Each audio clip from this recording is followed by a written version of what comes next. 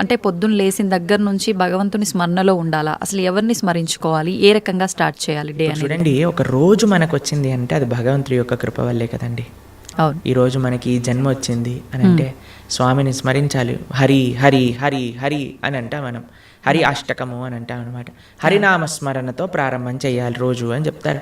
భగవంతుడికి, మన ఆచార్యులకి, గురువులకి అందరికీ ఒకసారి నమస్కారం చేసుకోవాలి.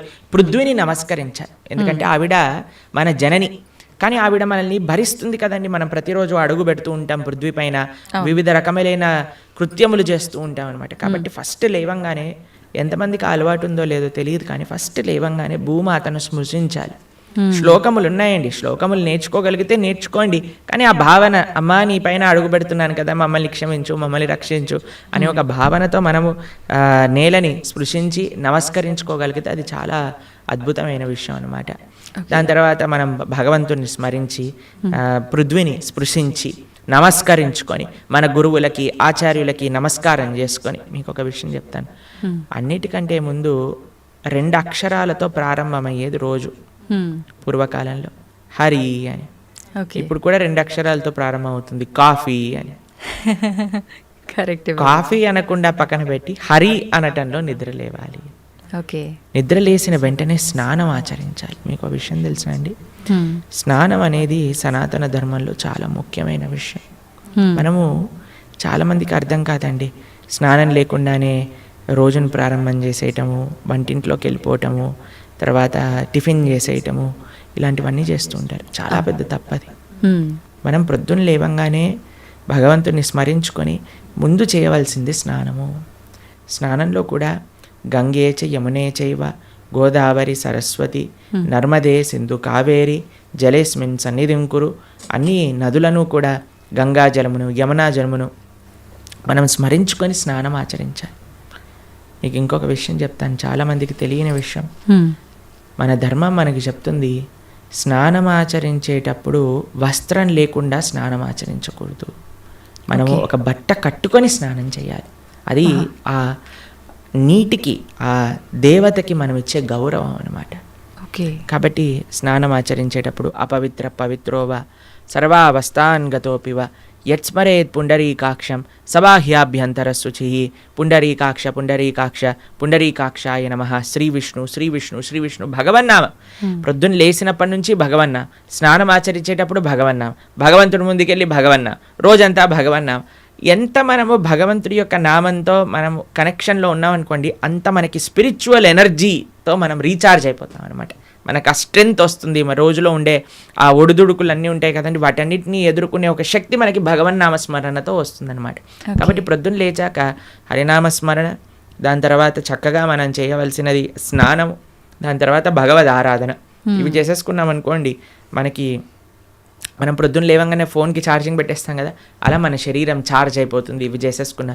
దాని తర్వాత రోజులో ఉండే మన కార్యక్రమాలన్నీ కూడా మనం చేసుకుంటూ ఉండొచ్చు అనమాట. ఓకే. అయితే ప్రభుజీ, మనం ఆచరించే స్నానం ఎంతో ఇంపార్టెంట్ అని చెప్పి మీరు చెప్పారు.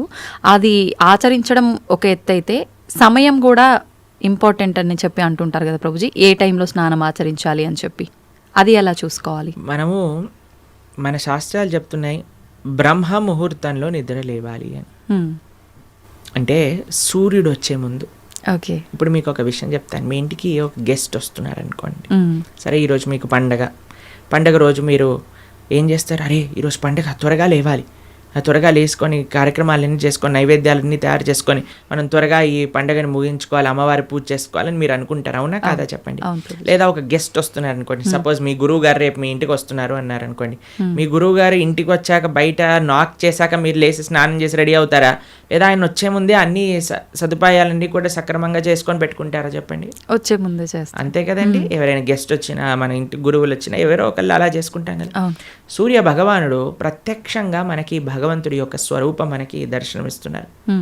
ఆయన ప్రతిరోజు ఉదయించే ముందే మనం నిద్ర లేవాలి. దాన్ని బ్రహ్మ ముహూర్తము అని అంటారు.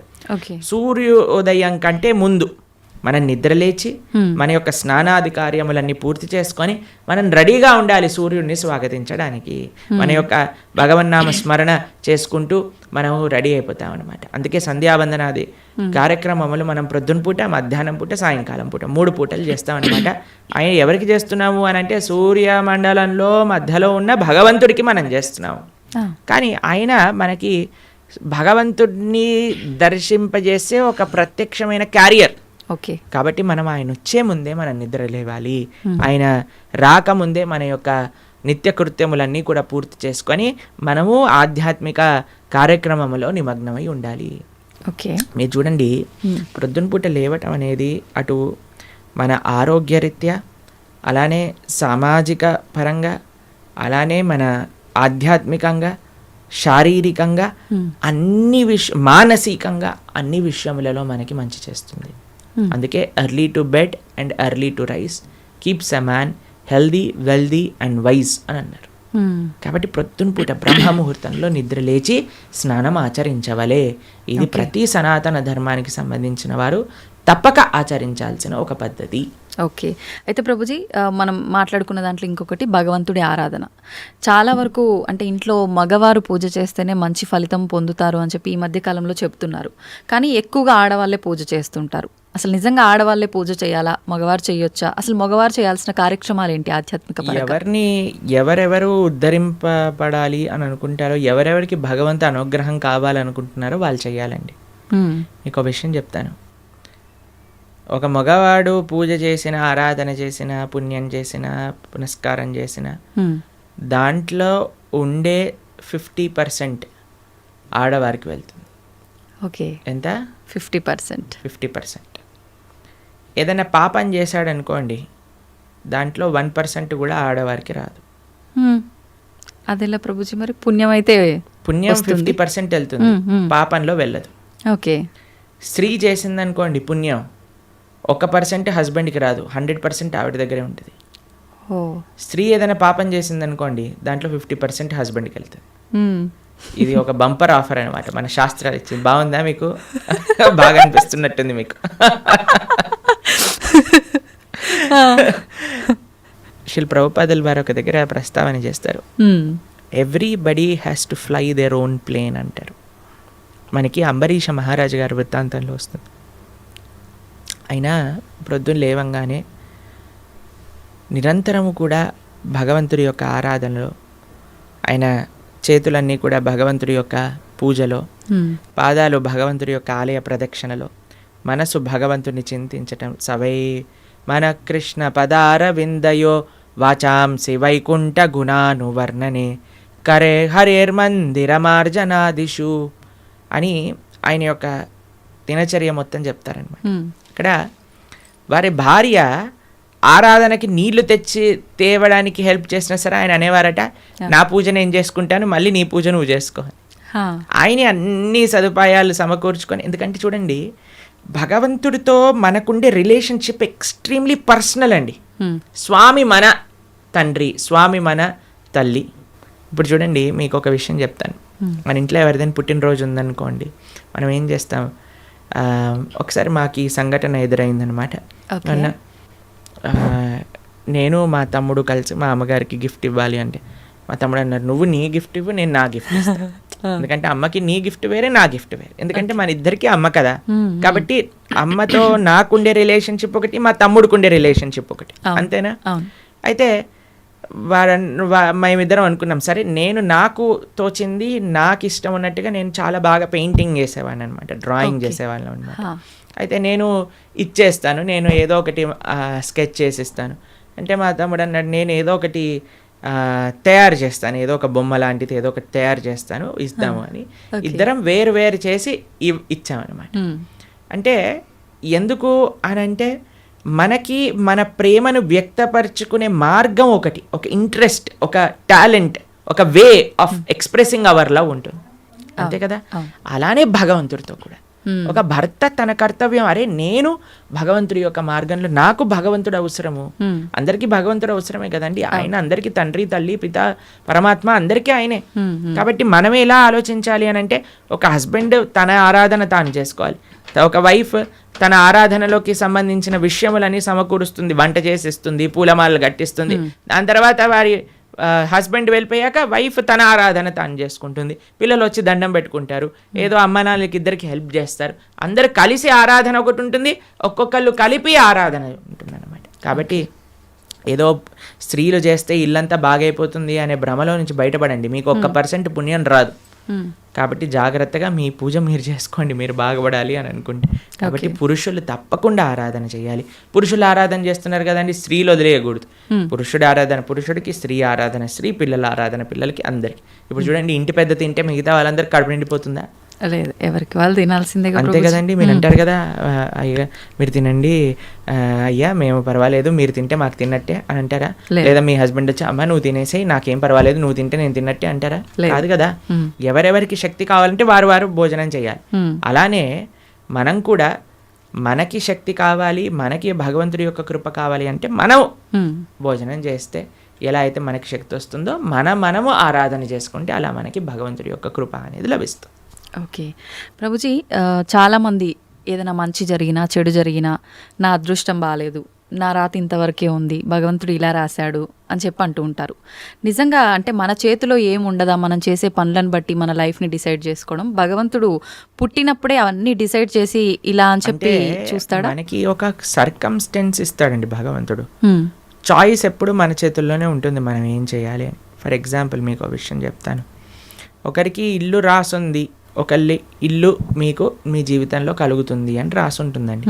కానీ ఆ ఇంట్లో ఏం చేస్తారనేది మీ చేతుల్లో ఉంది. ఓకే, ఇల్లు వస్తుందనే వరకు మాత్రమే మన చేతుల్లో ఉంది. ఇంట్లో ఏం చేస్తాం, మనం ఒక చక్కటి పూజ చేసుకుంటామా, పునస్కారం చేసుకుంటామా, లేదా 10 మందిని పిలిచి మందు పోసి డాన్స్లు వేస్తామా అనేది మన చేతుల్లో ఉంది. మీరు కానీ మంచి ఆరాధన చేసుకున్నారనుకోండి, ఆ పుణ్యాన్ని బట్టి మీకు నెక్స్ట్ ఏమవుతుందో రాసింది. లేదు మనం తప్పు చేసామనుకోండి, ఆ తప్పు బట్టి నెక్స్ట్ కర్మ ఏర్పడుతుంది అనమాట.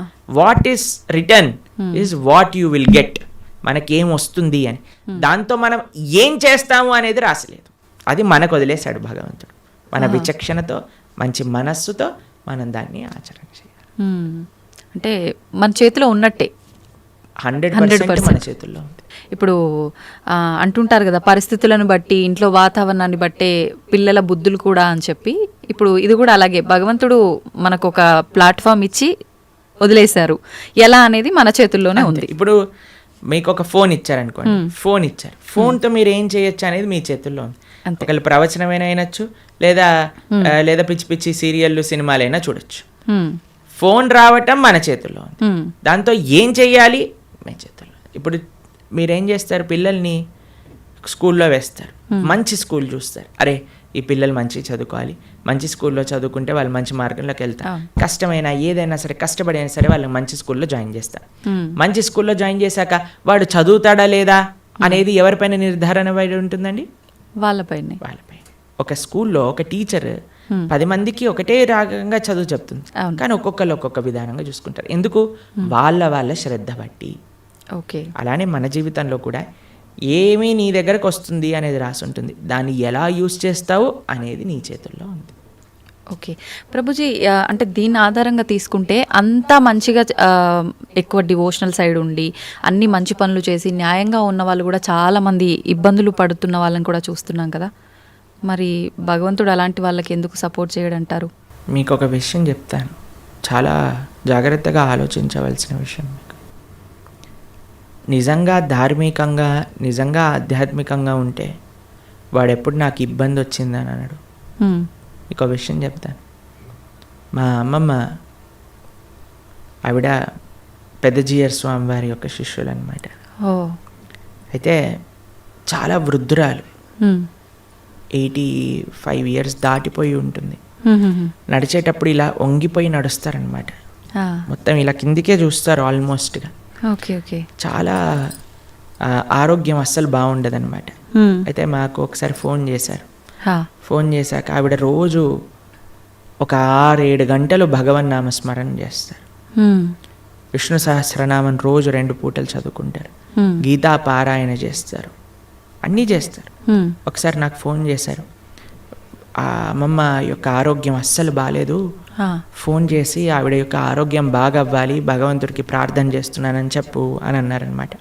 అస్సలు అంటే అస్సలు బాగాలేదండి ఆరోగ్యం. అప్పుడు మేము ఫోన్ చేసాం, ఫోన్ చేసి మీకోసం ప్రార్థన చేస్తామండి, మీ ఆరోగ్యం బాగా అవ్వాలి అని అంటే ఆవిడ అన్నారు, ఆరోగ్యం కోసం ప్రార్థన చేయాల్సిన అవసరం లేదు, ఈ ఆరోగ్యంలో తక్కువ ఎక్కువ అవుతూనే ఉంటుంది, నేను భగవంతుని ఎల్లప్పుడూ గుర్తుపెట్టుకోవాలి, మా ఆచార్యులు చెప్పిన విషయాలన్నీ మాకు గుర్తుండాలి, చనిపోయే చిట్ట చివరి క్షణంలో ఆ స్వామి యొక్క ఆ స్మరణ నాకు రావాలి అని దండం పెట్టుకో, ఆరోగ్యం గురించి దండం పెట్టుకోవాల్సిన అవసరం లేదు అని చెప్పి.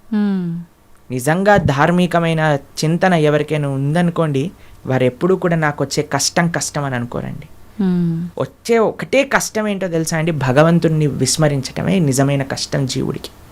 అది లేనప్పుడు ఏ కష్టంలోనైనా సరే భగవంతుడు కుంతిమారాని ఏమంటుందో తెలుసా అండి, అయ్యా నాకు ఇంకా కష్టాలు ఇవ్వు కృష్ణ అంటుంది. ఎందుకో తెలుసా, కష్టాలు ఇచ్చినప్పుడు నిన్ను గుర్తొస్తున్నారు, మాకు సుఖాలు వచ్చాయనుకో నిన్ను మర్చిపోతాం. కాబట్టి ధార్మిక చింతన ఉన్న ఏ వ్యక్తి కూడా కష్టం వచ్చింది అని అనుకోడు, ప్రతి ఒక్కటి భగవత్ ప్రసాదంగా స్వీకరిస్తారు. ఓకే, అది ముఖ్యమండి. మాకు ఎంతోమంది, మీకు ఒక విషయం చెప్తాను, శ్రీల కదంబకానన స్వామి అని మా ఇస్కాన్లో ఒక స్వామీజీ ఉంటారనమాట. ఆయనకి 4th స్టేజ్ క్యాన్సర్. ఈరోజు టెస్ట్కి వెళ్ళారు, తెలిసిపోయింది, రేపు అడ్మిట్ అవ్వాలి డాక్టర్ అని చెప్పారు. మీరు ట్రీట్మెంట్లో ఉన్నారనుకోండి, 1 year మీరు హాస్పిటల్లో ఉండండి, మేము మీకు ట్రీట్మెంట్ చేస్తాము, ఒక 2-3 సంవత్సరాలు బ్రతుకుతారు మీరు అన్నారు. ఆయన అన్నారు, భగవంతుడు ఇచ్చిన జన్మ నాకు, దీన్ని భగవంతుడి యొక్క సేవలో వినియోగించుకోవాలి, 2-3 సంవత్సరాలు ఎక్స్ట్రా బ్రతకడం వల్ల ఏం చేసేది లేదు, కాబట్టి నేను బృందావనానికి వెళ్ళిపోతాను అని అన్నీ వదిలేసి బృందావనానికి వచ్చేసారు. సంవత్సరం పాటు అక్కడ పూర్తిగా తెలుసు ఆయనకు, ఒక్కొక్క రోజులో నా రోజు అయిపోతుంది, ఇంకా డాక్టర్స్ చెప్తున్నారు ఇంకా 10 రోజులు, ఇంకా 2 రోజులు, ఇంకొక రోజు మాత్రమే. బిందాస్గా కూర్చొని చేర్పైన వాళ్ళ శిష్యులందరికీ కూడా ఉపదేశం చేసి, కీర్తన చేస్తూ, భగవన్నామ స్మరణ చేస్తూ, విగ్రహాలు ముందే పెట్టుకొని రోజు ఆరాధన చేస్తూ, చివరి రోజు కూడా నవ్వుతూ బ్రహ్మాండంగా ఆనందంగా ఆ మృత్యు యొక్క ఒడిలోకి, అంటే భగవద్భక్తులకు మృత్యు రాదండి, శ్రీకృష్ణ పరమాత్మ డైరెక్ట్గా వస్తారనమాట. కాబట్టి కష్టం ఏమి కష్టం కాదండి ఈ ప్రపంచంలో. కష్టం వచ్చినా సరే అది మనం పూర్వజన్మ చేసుకున్న ఫలము. ఇప్పుడు మీరు ఆయన మంచోడు అని అంటున్నారు అంటే, లేదా మంచి చేస్తున్నారు అనుకుంటున్నారు, ఇంతకు ముందు ఏం చేశామో మీరు చూసారా? లేదు. మనం ఇంతకు ముందు జన్మలో ఏం చేసుకున్నామో మనకు తెలియదు కదా. కాబట్టి కష్టం వస్తుంది అని అంటే అకారణంగా కష్టం ఎందుకు ఇస్తాడండి? భగవంతుడికి ఏం పని లేదా? ఆయన ఇక్కడ ఉన్నారు కదా హైదరాబాద్లో మూసాపేటలో, ఆయన కష్టం ఇవ్వండి కొద్దిగా చూద్దాం ఎలా బాధపడతాడో అని ఆయన ఏమన్నా పైన వైకుంఠం నుంచి ఆ పని చేస్తున్నారో చెప్పండి. లేదు. ఆయన ఎందుకు అంటాడండి ఎవరికైనా కష్టం తెప్పించాలి అని భగవంతుడు ఎందుకు అనుకుంటాడు చెప్పండి? ఇప్పుడు మీరు చూడండి, చిన్నపిల్లలు ఇప్పుడు నేను బాగా అల్లరి చేశారనుకోండి, రూమ్లో వేసేస్తారు, వేసేసి లాక్ పెట్టేస్తారు, లాక్ పెట్టేసి ఏడుస్తారనమాట పిల్లలందరూ చాలా. అమ్మాయి ఏమన్నా కావాల్సుకొని అరే మా పిల్లవాడు బాగా ఏడుస్తున్నాడు అని ఆనందపడుతుందా అండి? ఎందుకు వేసింది రూమ్లో? తెలుసుకోవాలని, అల్లరి మానేయాలి, మంచిగా ఉండాలి బుద్ధిగా కదండి. అమ్మ ఒక కొట్టినా, ఒక మాట అన్నదా, తిట్టినా, రూమ్లో వేసినా, దేనికైనా సరే ఒక పనిష్మెంట్ ఎందుకు వస్తుంది? ఎందుకంటే మారి మంచి విషయములు తెలుసుకొని ముందుకెళ్తారేమో అని. భగవంతుడు కూడా మనకి ఏదన్నా ఇచ్చాడు అని అంటే, ఒక కష్టం ఇచ్చాడు అని అంటే, ఆ కష్టం నుంచి ఏం నేర్చుకోవాలి? Failures are stepping stones for success అని అంటారు. ఒక నష్టం జరిగినా, ఒక ఏదైనా సరే, అరే మనం ఇంకా ఇంకా ఇంకా భగవన్ నామస్మరణ ఎలా చేసుకోవాలి, భగవంతుడికి దగ్గరికి ఎలా అవ్వాలి. ఇప్పుడు మీకు ఒక విషయం చెప్తానండి. బృందావనంలో లాస్ట్ ఇయర్ మేము ఆ వీడియో చూస్తున్నాం అనమాట. యమునా నది మొత్తం పొంగిపోయి బృందావనం మొత్తం కూడా మునిగిపోయిందనమాట. అందరు షాపులలోకి, ఇంట్లలోకి, అన్నిట్లోకి నీళ్ళు వచ్చేసాయి మొత్తం కూడా. అయితే ఇంటర్వ్యూ చేసే వాళ్ళు వెళ్తున్నారనమాట. వెళ్తూ టీవీ ఛానల్లో వాళ్ళు ఏమనిపిస్తుందండి మీకు, ఏమనిపిస్తుందండి అంటే, ఓ బహుత్ మజా ఆ రహా హై, యమునా మహారాణి హమారే ఘర్ మే ఆ గయి హై అని ఆరతులు ఇస్తున్నారనమాట. వాళ్ళకి ఏమనిపించట్లేదు, వాళ్ళ సామాన్లు కొట్టుకుపోయాయి, వాళ్ళ షాప్ పాడైపోయిందని. యమునా మహారాణి హమారే ఘర్ పధార్ రహీ హై, యమునా మహారాణి హమారే షాప్ మే ఆ గయి హై, అందరు కీర్తన పెట్టుకొని డాన్స్ వేస్తున్నారు అనమాట. చూడండి, అదే మన ఇంట్లో నీళ్ళు వచ్చాయనుకోండి, హే ఈ గవర్నమెంట్ గలీజ్ది, ఇది ఇట్లా అయిపోయింది, అది అలా అయిపోయింది అని మనం ఏడుస్తూ ఉంటాం. అవును ఇది చూసే విధానం అండి జీవితంలో. ఒకటి కష్టం వచ్చినా నష్టం వచ్చినా భగవత్ ప్రసాదంగా ఉన్నాం అనుకోండి, ఏం పెద్ద కష్టం లేదు. కానీ పరమాత్మ ఎవ్వరికి కష్టం ఇవ్వాలి అని అనుకోరు. మన యొక్క పూర్వజన్మ ఫలితం మనకు ఒక విధంగా వచ్చిందనుకోండి, దాన్ని స్వీకరించాలి. తండ్రి ఐ యాక్సెప్ట్ అని ముందుకెళ్ళాలి. ఓకే ప్రభుజీ, ఇప్పుడు మీరు చెప్పినట్టుగా అమ్మమ్మ గారి విషయం అయితే కానీ, గురువు గారి విషయం ఒకటి చెప్పారు, అదైతే ఏంటి, ఇప్పుడు యమునా నది గురించి చెప్పింది. ఇంత ప్రశాంతంగా కష్టం వచ్చినా ఇది కష్టం కాదు, అది కూడా భగవంతుడి కృపే, ఆయన అనుగ్రహమే అని చెప్పి దాన్ని సుఖంగా భావించాలి అని అంటే నిజంగా అసలు అంత ఈజీగా ఎలా సాధ్యపడుతుంది? ఈ కుటుంబ జీవనంలో ఉన్న వాళ్ళకి ఇదంతా ఎంత ఆధ్యాత్మికంగా ఉన్నా సాధ్యపడుతుంది అంటారా? చెప్పిన వాళ్ళందరూ కుటుంబ జీవితం ఉన్నారు, కానీ ఎక్కడో కొంతమంది, అందరికీ అలా సాధ్యపడాలంటే చాలా ఈజీ అండి. భగవంతుడి పైన నమ్మకం ఉండాలి, అంతే, ఇంకేం అవసరం లేదు. ఇప్పుడు మీకు ఒక విషయం చెప్తానండి. మీ డాటర్స్ ఉన్నారు, మీ డాటర్స్కి మా అమ్మ నాన్న నాకు చేసింది మంచి అని అనుకుంటే మీరు ఏమన్నా సరే వాళ్ళు యాక్సెప్ట్ చేస్తారు, మీ మాట వింటారు. వాళ్ళు అనుకున్నారనుకోండి, మా అమ్మకి ఏం తెలుసు నా గురించి, నాకు బాగా తెలుసు, నాకు ఏది మంచో ఏది చెడు అని అంటే మీరు ఏమంటారండి మీ పిల్లల్ని చూసి? అరే ఇంత చిన్న పిల్లలు రా, మీకేం తెలుసు మంచి చెడు అంటే ఏంటో, అదే అనుకుంటాం కదా. కాబట్టి మనకి ఎలా తెలుస్తుందండి మంచి అంటే చెడు అంటే ఏంటి అని? అరే భగవంతుడి పైన, అరే భగవంతుడికి తెలియదు ఉంటుందా చెప్పండి? లేదు. స్వామి మనల్ని సృష్టించిన వ్యక్తి, ఆయనకి తెలియదా అండి మనకి మంచి ఏది చెడేది అని? ఆయన పైన నమ్మకం ఉండాలంతే. స్వామి మారోబి రాకోబి, నువ్వేం చేసినా నాకు మంచి చేస్తావు, నమస్కారం అనండి, అంతే. ఇంకా ఏం జరిగినా సరే మనం దాన్ని తీసుకోగలము. ఆ భక్తి, ఆ శరణాగతి భగవంతుడి పైన ఉండాలంతే. ఓకే ప్రభుజీ, మన హిందూ ధర్మం విషయానికి వస్తే కొన్ని కోట్ల దేవతలు రకరకాల రూపాలుగా ఆరాధిస్తారు. ఎందుకని? భగవంతుడు ఒక్కడే కదా, ఇన్ని రూపాలుగా ఎందుకు ఆరాధించాలంటారు? భగవంతుడు ఎన్నో రూపాల్లో లేడండి, భగవంతుడు ఒక్కడే. గోవిందం ఆది పురుషం తమహం భజామి.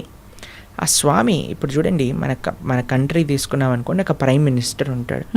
ఆ ప్రైమ్ మినిస్టర్ యొక్క క్యాబినెట్లో మిగతా మంత్రులు ఉంటారనమాట.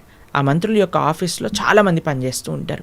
ఇదంతా కలిపి మనం ఒక గవర్నమెంట్ అంటాం, అంతేనా? అలానే భగవంతుడు ఒక్కడే ఉంటాడు, ప్రైమ్ మినిస్టర్ ఒక్కడే ఉన్నట్టుగా భగవంతుడు ఒక్కడే ఉంటాడు. ఆయన యొక్క మినిస్ట్రీలో చాలా మంది మంత్రులు ఉంటారనమాట. ఒకడు వాటర్ డిపార్ట్మెంట్, వరుణుడు చూసుకుంటాడు. ఆ తర్వాత హోమ్ మినిస్ట్రీ ఇంద్రుడు చూసుకుంటాడు. లేదా మెయింటెనెన్స్ ఒక డిపార్ట్మెంట్, డిస్ట్రక్షన్ ఒక డిపార్ట్మెంట్, ఫైర్ ఒక డిపార్ట్మెంట్, ట్రెజరీ, ఫైనాన్స్ ఒక డిపార్ట్మెంట్. అట్లా ఒక్కొక్క దేవత దగ్గర ఒక్కొక్క డిపార్ట్మెంట్ ఉంది. దాని కింద చాలా మంది పనిచేస్తూ ఉంటారు. కానీ స్వామి ఏం చేస్తుంటారు? స్వామి ఇవన్నీ పట్టించుకోడండి పెద్దగా. స్వామి యొక్క పాదాలకు ఉండే ఒక ధూళి యొక్క కణం యొక్క కాంతి ఈ ప్రపంచాన్ని మొత్తం నడిపించేది, అంత శక్తి భగవంతుడి దగ్గర ఉంది. భగవంతుడు ఏం చేస్తాడు? కేవలం తన భక్తులతో తాను లీలలు చేస్తూ ఉంటారనమాట. తన భక్తుల యొక్క ప్రేమను ఆస్వాదన చేస్తూ ఉంటారు. స్వామి పెద్దగా సృష్టి చేసి, పద ఈరోజు భూమిని సృష్టి చేద్దాం, పద ఇక్కడ ఇది చేద్దాం, అది చేద్దాం, ఆయన ఏం పట్టించుకోడు.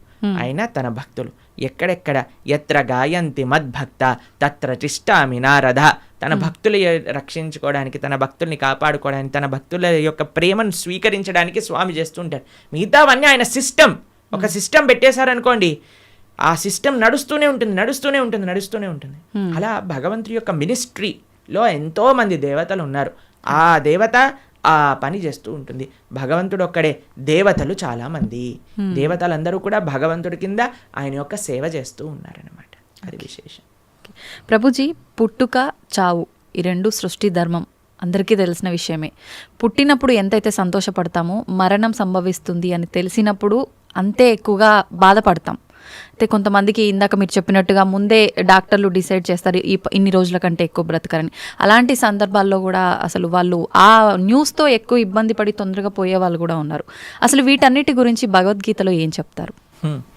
ఎవరికైతే తన పైన కాన్ఫిడెన్స్ లేదో వాడు భయపడాల్సిందే కదండి. మనం చేసిన పాపాలు, మనకుండే అనుబంధాలు ఎక్కువ ఉన్నాయనుకోండి, ఆ జీవుడు చాలా కష్టపడతాడు పోవడానికి. ఇప్పుడు అందరికీ భయం ఏంటండి? చావే కదా భయం. రోగం రాకూడదు, తర్వాత ముసలి వాళ్ళు అవ్వకూడదు, అందుకే కదా ఎక్కడిచ్చిన వైట్ హెయిర్ వచ్చేసిన పెయింట్ వేసేస్తాం. దాని తర్వాత మిగతా అన్ని మేకప్ డిపార్ట్మెంట్లు ఇవన్నీ ఎందుకు ఇంత ఫ్లరిష్ అవుతున్నాయంటే జనాలకి ఒకటే ముసలితనం వద్దు, రోగం వద్దు, చావద్దు. ఈ మూడింటిని తప్పించుకోలేము. ఇదే జీవితం అంటే. ఎంత మనం కవర్ వేసినా, ఎంత మనం ఏది చేసినా సరే మన యొక్క ఆ వయస్సు ముందుకు వెళ్ళిపోతూనే ఉంటుందండి. హ్మ్. మనకి రోగగ్రస్తుని అవ్వాల్సిందే. కోటీశ్వరుడికి కరోనా రాదు, లేదండి మేము జస్ట్ మిడిల్ క్లాస్కి వస్తామంటుందా? అది ఎవరికైనా వస్తుంది. అవును. కంపల్సరీ బాధపడాల్సిందే. హ్మ్. అందుకే ఈ ప్రపంచం అంటారు, ఈ ప్రపంచంలో అన్నిటినీ అడ్జస్ట్ చేయడానికి చూడకు అని అంటారు. హ్మ్. జన్మ మృత్యు జరా వ్యాధి దుఃఖ దోషాను దర్శనం. హ్మ్. ఈ దుఃఖములు అనేవి ప్రతి ఒక్కరికి ఈ ప్రపంచంలో ఉంటాయి. మనం ఆలోచించవలసింది ఏంటి అని అంటే, అరే ఈ దుఃఖాలే రాకుండా దీన్ని ఆపాలని ప్రయత్నం చేయక, ఇది వస్తూనే ఉంటాయి, కానీ దీనికి పర్మనెంట్ సొల్యూషన్ ఏమిటి? హా. ఇప్పుడు మీకు ఒక విషయం చెప్తాను. కొన్నిసార్లు శరీరం పైన హ్మ్. పుండ్లు వస్తాయి, బాయిల్స్ అని అంటారు. హ్మ్. వాటికి ఒక టెంపరీ ట్రీట్మెంట్ ఏంటి, డాక్టర్ దగ్గరికి వెళ్ళాను అనుకోండి, అది కట్ చేసేస్తారు. ఆ ప్రదేశంలో ఇలా ఒక ఆయింట్మెంట్ రాసేసి కట్టేసేస్తారు అనమాట. ఇక్కడ పోతుంది, ఇక్కడ వస్తుంది, హ్మ్. ఇక్కడ పోతుంది, ఇక్కడ వస్తుంది, ఇక్కడ పోతుంది, ఇక్కడ వస్తుంది, ఇక్కడ పోతుంది, ఇక్కడ వస్తుంది. హ్మ్. అది ప్రతిసారి వచ్చినప్పుడల్లా కట్ చేసేసుకొని ఆయింట్మెంట్ రాసేసుకొని పూసేసుకోవటం ఇదొకటి. ఆ. లేదు, ఇంకొద్దిగా డీప్గా వెళ్ళామనుకోండి, అసలు ఎందుకు ఇది వస్తుంది ఇన్ఫెక్షన్ అని అంటే, బ్లడ్లో ఇంప్యూరిటీస్ ఉన్నాయి. సరే, let me cleanse my blood, ఆ రక్తాన్ని క్లెన్స్ చేద్దాం అని ఆ క్లెన్జింగ్ ప్రాసెస్తో ఉన్నారనుకోండి, పర్మనెంట్గా అసలు బాయిల్సే రావు కదా. అవును. మనం ఏం చేస్తున్నాం, మరమ్మత్తు చేస్తున్నాం, చిన్న చిన్న మరమ్మతులు చేస్తున్నాం అనమాట. హ్మ్. పుండిని ఊదుతున్నాం మనం. అరే పుండే రాకుండా చూసుకో అని ఆధ్యాత్మిక మార్గం చెప్తాం. హ్మ్. కాబట్టి మనం ఏం చేయాలి, ఆ బ్రహ్మభువనాలోక పునర్ ఆవృత్తినో అర్జున మాముపేత్యతు కౌంతయ్య పునర్జన్మన. హ్మ్. భగవంతుణ్ణి ఆశ్రయించాలి. భగవంతుణ్ణి చేరుకున్న వాడికి ఎప్పుడు మళ్ళీ ఇలాంటి కష్టములు రావు. హ్మ్. అందుకే జన్మ మృత్యు ఇవన్నీ కృష్ణుడు భగవద్గీతలు చెప్పారు. పుట్టిన ప్రతివాడు చావక తప్పదు, చచ్చిన ప్రతివాడు పుట్టక తప్పదు. ఎప్పటి వరకు? భగవంతుడి దగ్గరికి వెళ్ళనంత వరకు. హ్మ్. అందుకే మన మానవ జన్మ యొక్క ప్రయోజనం ఏంటి అంటే, స్వామి దగ్గరికి వెళ్ళి స్వామి యొక్క సేవ చేయటము. ఓకే ప్రభుజీ, భగవద్గీత అంటే ఇప్పుడు చాలా వరకు చనిపోయిన వాళ్ళు దగ్గర మాత్రమే వినిపిస్తోంది. అసలు ఏంటి నిజంగా భగవద్గీత అనేది ఆ సమయంలో మాత్రమే ఉపయోగించుకోవాల్సిన ఒక అంశం అంటారా? భగవద్గీత చనిపోయిన వారి దగ్గర పెట్టడంలో ఉండే అంతరార్థం ఏంటి అని అంటే, వీడు ఎలానో గీత నేర్చుకోకుండా వెళ్ళిపోయాడు, కనీసం మీరైనా మారండ్రా హ్మ్. అని చెప్పే ఒక విషయం అనమాట. మీరు చూడండి, చనిపోయిన వాళ్ళ దగ్గర గరుడ పురాణాన్ని వినిపిస్తారు. తెలుసా మీకు ఎప్పుడైనా? గరుడ పురాణాన్ని పారాయణ చేయిస్తారనమాట ఎవరైనా చనిపోయారనుకోండి. గరుడ పురాణంలో ఏముంటుందో తెలుసా? నరకాలు ఎలాంటివి, ఎవరెవరు ఏ ఏ నరకానికి వెళ్తారు, ఏ ఏ తప్పులు చేయటం వల్ల ఆ నరకంలో ఏ ఏ శిక్షలు అనుభవించవలసి వస్తుంది అనేవన్నీ కూడా గరుడ పురాణంలో చెప్పున్నారనమాట. ఎందుకు చెప్తారు చనిపోయిన వాళ్ళ దగ్గర అంటే, మిగతా వాళ్ళైనా కనీసం ఇప్పుడు చూడండి, ఎక్కడికి రాకపోయినా వచ్చినా సరే చనిపోయారు అనేసరికి మొత్తం ఇంటిల్లిపాది ఒక దగ్గరకు వస్తుంది. అప్పుడు వచ్చినప్పుడు ఎప్పుడైతే వాళ్ళు ఈ విషయాలు వింటారో వాళ్ళ జీవితంలో పరాకుగా ఉంటారు అని అర్థం. ఓకే, కనీసం ఆ ఎక్స్పెక్టేషన్స్ అంటారు. ఇప్పుడు చూడండి, మన పోయినవాడు పోతాడు, తర్వాత మధ్యాహ్నం ఏంటి మెన్యూ చెప్పండి, ఏమి ఆర్డర్ చేయాలి క్యాటరింగ్ నుంచి అని అందరూ కూర్చొని సినిమాలు చూసుకుంటూ హ్యాపీగా 10-15 రకాలు భోజనం చేసి హాయిగా ఎవరింటికి వాళ్ళు వెళ్ళిపోతున్నారు. చనిపోయిన వాళ్ళ దగ్గర గీత చెప్పటంలో అంతరార్థం ఏంటి అని అంటే, వాడు పోయాడు, కనీసం నీ జీవితమైనా చక్క పెట్టుకో అని. ఓకే, కానీ చనిపోయినప్పుడు వినవలసింది కాదండి గీత. ఇప్పుడు మన గీత చదువుకుంటే మన రాత బాగుపడుతుంది, అందుకోసం గీత చదవమని చెప్తారనమాట. ఓకే, అది విశేషం. ప్రభుజీ, ఆలయాల విషయానికి వస్తే ప్రతి ఆలయంలో కూడా గంటలు ముఖ్యంగా మనకు కనిపిస్తూ ఉంటాయి. ఏంటి ప్రభుజీ గంటలకి ఆలయానికి ఉన్న సంబంధం? భగవంతుడి యొక్క నివేదన చేసేటప్పుడు గంటను మ్రోగించవలే అని ప్రతి దాంట్లో మనకు గంట ఉపయోగించరండి. కొన్ని కైంకర్యములు ఉంటాయి భగవంతుడికి. స్వామి యొక్క అభిషేకం చేసినప్పుడు అన్ని వాద్యములు కూడా గంటలో ఉంటాయి, గంట స్వరూపంలో ఉంటాయి అని అంటారనమాట.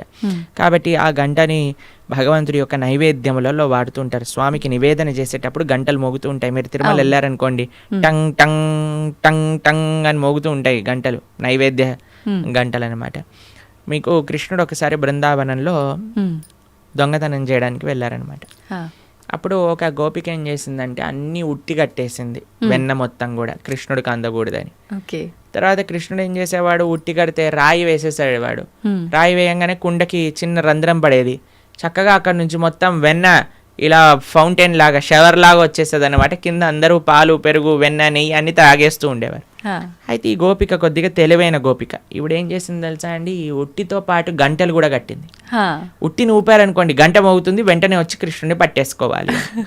తర్వాత కృష్ణుడు అన్నాడు సరే వెయ్యండి, ఒకళ్ళ పైన ఒకళ్ళు నించోండి అనగానే ఒకళ్ళు ఉన్నారు. కృష్ణుడు పైకి ఎక్కాడు. పైకి ఎక్కగానే గంటలు చూశాడనమాట. గంటలు చూసాగానే భగవంతుడు అన్నాడు గంటలారా మోగకూడదు అని అన్నాడు. సరే స్వామి మీరు ఏం చెప్తే అది మోగం అని కూర్చున్నాయన్నమాట. కృష్ణుడు వెంటనే లోపల చేయబెట్టి బ్రహ్మాండంగా వెన్న తీసి అందరికీ పంచుతుంది. కృష్ణుడు ఎప్పుడు తాను తినేవాడు కాదండి, అందరికీ పంచేవాడు. మన భగవంతుడికి ఉన్న లక్షణమే అది, ఇవ్వటం తప్ప ఆయనకేం తెలియదు. ఇస్తుండేవాడు. తన స్నేహితులకు పెట్టేశారు, కోతులకు పెట్టేశారు, ఆయన దగ్గర ఉన్న వాళ్ళందరికి పెట్టేశారు. ఇంకా లాస్ట్కి ఆయన తినాలి అని నోట్లో పెట్టుకోగానే గంటలన్నీ మోగటం ప్రారంభం చేశాయి. ఆ గోపిక వచ్చేసింది, పట్టేసుకుంది. భగవంతుడు అనుకున్నాడు ఆ గోపిక పట్టేసుకొని లాగేస్తుంటే ఒరే గంటలారా చెప్పాను కదరా మిమ్మల్ని మోగద్దా అని, ఎందుకు మోగారు, ఇప్పటి వరకు బాగానే ఉన్నారు కదా. అయ్యా ఏం లేదండి మాకు అలవాటు కదా, మీరు నైవేద్యం స్వీకరిస్తుంటే మోగటామని, అందుకే మీరు తింటాం ప్రారంభం చేయగానే మేము మోగేసాము అని అన్నాయి అనమాట గంట. కాబట్టి అందరికీ కూడా భగవంతుడి యొక్క సేవలో వినియోగించుకోవాలి అనే ఒక లక్షణం ఉంటుందన్నమాట. గంట భగవంతుడికి నివేదన చేసేటప్పుడు గంట మోగించడం, భగవంతుడికి కైంకర్యం జరిగేటప్పుడు గంట మోగించడం. ఎందుకంటే సర్వ వాయిద్యములన్నీ కూడా ఘంటానాదంలో ఉంటాయి అని మన శాస్త్రములు చెప్తున్నాయి అన్నమాట. కాబట్టి గంటను ఉపయోగించాలి మంత్రంతో పాటు కైంకర్యంతో పాటు అని మనకు చెప్తారనమాట. ఓకే ప్రభుజీ, అలా అని ఊరికే ఆలయంలోకి వెళ్ళి టింగ్ టింగ్ అని ఊరికే ఎక్కడున్నా సరే ఏదున్నా పాపం భగవంతుడికి ఎందుకంటే డిస్టర్బెన్స్. కాబట్టి మనం వచ్చామని ఆయన గంట మోగిస్తేనే మన వైపు చూడడు. మనం మంచి చేస్తే ఆయన నువ్వు గంట మోగించినా సైలెంట్గా ఆలయం బయట నుంచి భగవంతుని చూసినా ఆయన మనల్ని చూస్తారు. ఎందుకంటే ఆయన చెప్పిన మాట వింటున్నాం కాబట్టి. ఏం మాట వినకుండా టంగ్ టంగ్ సినిమాలో గా రక్తం గారేటట్టుగా గంటలు కొట్టి మనం కింద బేవోష్ అయిపోవాల్సిన అవసరం ఏం లేదు. భగవంతుడి యొక్క అటెన్షన్ కావాలి అనుకుంటే మనం స్వామి యొక్క మాటలు గీత భాగవత రామాయణాదులు మనం విని మనం దాని జీవితంలో ఆచరిస్తున్నాము అని అంటే స్వామి వెయిట్ చేస్తూ ఉంటారు. శ్రీల భక్తి సిద్ధాంత సరస్వతి ఠాకూర్ అని మా ఆచార్యులు ఆయన చెప్తారనమాట, don't try to see Krishna, serve Krishna in such a way that Krishna would want to see you అని అంటారు. ఆయన ఏమంటారంటే దేవుణ్ణి చూడాలి అని పరితపించకు, భగవంతుడి యొక్క సేవ ఎలా చెయ్యి అని అంటే భగవంతుడే నిన్ను చూడాలి అని అనుకోవాలి, అట్లా సేవ చేయటం నేర్చుకో అని అంటారనమాట వారు. కాబట్టి ఆ విధంగా మనం ఉండేటట్టుగా ప్రయత్నం చేసుకోవాలి. గంట ఆడవాళ్ళు కొట్టకూడదు పూజా సమయంలో హారతి ఇచ్చేటప్పుడు, కానీ పక్కన మగవాళ్ళు గంట కొట్టాలి ఆడవాళ్ళు హారతి ఇవ్వాలని వింటూ ఉంటాం. నిజంగా గంట ఆడవాళ్ళు కొట్టకూడదు అంటారు? అలాంటివి ఏం లేదండి, భగవంతుడి యొక్క సేవలో అందరు సమానమే. ఇంకొకటి సేవ అన్నారు. భగవంతుడికి భక్తితో మనం చేసే పనులు ఇష్టపడతాడా, లేదంటే సేవ చేస్తే ఎక్కువగా అనుగ్రహిస్తాడంటారా? భక్తితో సేవ చేస్తే ఇష్టపడతారు. పూజల కన్నా సేవని ఎక్కువగా ఇష్టపడతారా? సేవ అంటే భగవంతుడికి చేసే ఆరాధన కూడా సేవనే. శ్రీ విగ్రహ సేవ అని అంటాం. భగవంతుడికి నైవేద్యం సమర్పణ చేయటం సేవనే, లేదా గోవులకి సేవ చేయటం సేవనే, 10 మందికి భగవత్ ప్రసాదాన్ని నివేదన చేయటం సేవనే, 10 మందికి భగవంతుడికి సంబంధించిన విషయములు చెప్పటం సేవనే, ఆలయానికి వెళ్ళటం సేవనే. కాబట్టి భగవంతుడి యొక్క భక్తులకి సేవ చేయటం సేవనే. ఎన్నో రకాల సేవలు ఉన్నాయండి. స్వామి యొక్క ఆరాధన సేవాభావనతో ఏమి సేవ అంటే ఏంటో తెలుసా అండి, ఇప్పుడు ఏదైనా అపేక్షించామనుకోండి అది బిజినెస్ అవుతుంది, సేవ అవ్వదు. తండ్రి నేను నీకు ఈ పూజ చేస్తాను నువ్వు నాకు అది ఇవ్వు, సేవ కాదు, అది బిజినెస్. బిజినెస్ ట్రాన్సాక్షన్ మాత్రమే. సేవ అంటే నాకేం వద్దు తండ్రి నేను నీకు చేస్తా, అది సేవ.